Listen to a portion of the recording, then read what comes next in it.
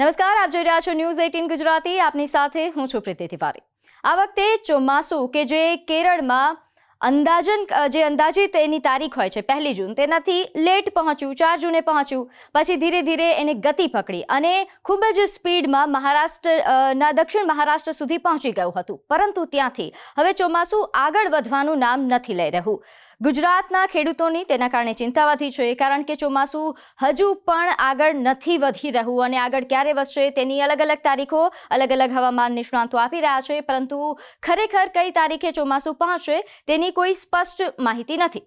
હવામાન વિભાગનું માનીએ તો 15 જૂનના દિવસે જ ચોમાસાની એન્ટ્રી ગુજરાતમાં થઈ જવી જોઈતી હતી, જે હજુ સુધી થઈ નથી.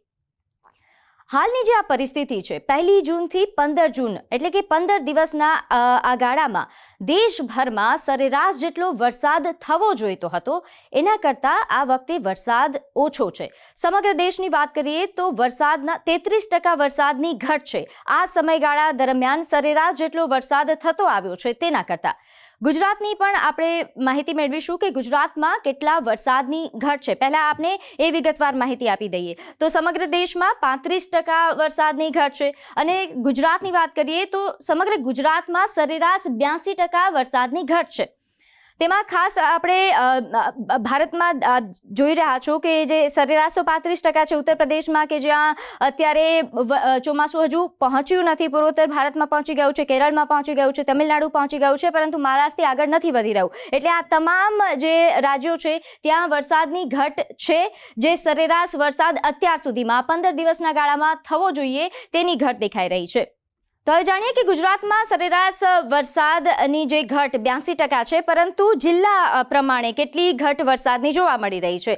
તો કચ્છમાં કે જ્યાં 100% વરસાદની ઘટ છે, એક ટીપું પાણી અહીંયા નથી પડ્યું. દેવભૂમિ દ્વારકા, જૂનાગઢ, આ ઉપરાંત રાજકોટ, ગીર સોમનાથ, અમરેલી, જામનગર કે જ્યાં 100% વરસાદની ઘટ છે. 15 તારીખ સુધીમાં 15 દિવસની અંદર અહીંયા જે વરસાદ પડવો જોઈએ તેના બદલે એક ટીપું પાણી પડ્યું નથી.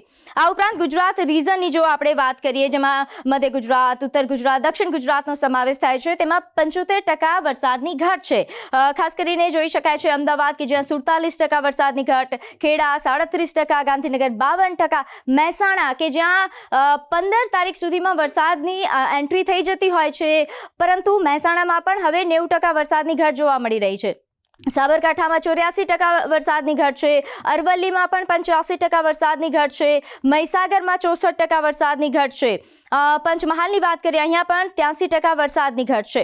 તો હાલ જે રીતે આ દક્ષિણના જિલ્લાઓ જોઈ રહ્યા છીએ તો ત્યાં પણ સરેરાશ જે છે 90 થી 80% વરસાદની ઘટ અહીં જોવા મળી રહી છે. આ 15 દિવસની અંદર સરેરાશ જેટલો વરસાદ અહીં થઈ જવો જોઈતો હતો, તેમાં આટલી ઘટ જોવા મળી રહી છે. 90% ઘટ છે. છોટાઉદેપુરમાં માત્ર 1% જેટલો જ વરસાદ નોંધાયો છે, જે બિલકુલ નહીવત કહી શકાય. ભાવનગરની વાત કરીએ, દરિયાકાંઠા હોવા છતાં પણ અહીં વરસાદનું જે પ્રમાણ છે તે ખૂબ ઓછું છે. 98% વરસાદની ઘટ છે. આ 15 દિવસના સમયગાળાની અમે વાત કરી રહ્યા છીએ કે જે વરસાદની ઘટ જોવા મળી રહી છે.